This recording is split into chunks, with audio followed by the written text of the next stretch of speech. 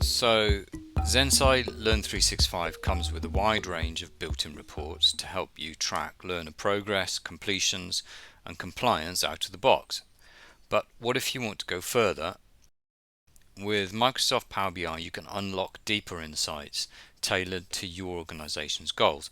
In this demo, I'll show you how you can use Power BI to build powerful custom dashboards to track learning across your business exactly the way you want.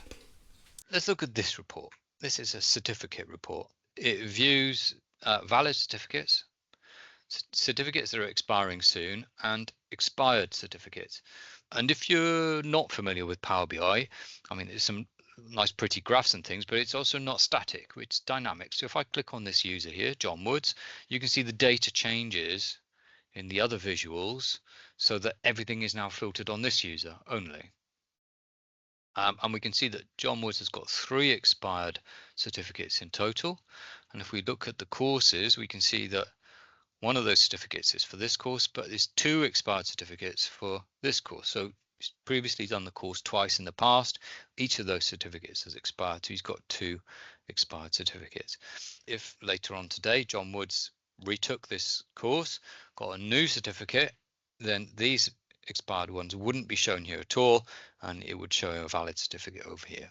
So just a little bit of detail on how this works in here. By click him again and it'll unfilter on him. So we can see a breakdown by learners, by departments and by courses. And there are some other pages here I'll show you. So we can also drill down into details and get a table of information for users, departments and courses. And so let's look at users first. On this one I can filter. So if I want to look at all certificates for a particular person, like so, I'll click on Ben and we can see Ben's manager and second level manager of the department, and we can see that Ben has only got 1 certificate. Within a Power BI report, anywhere you see a table like this, you can export the data. So you can apply filters. So I could filter on particular users, I could filter on courses, departments, etc.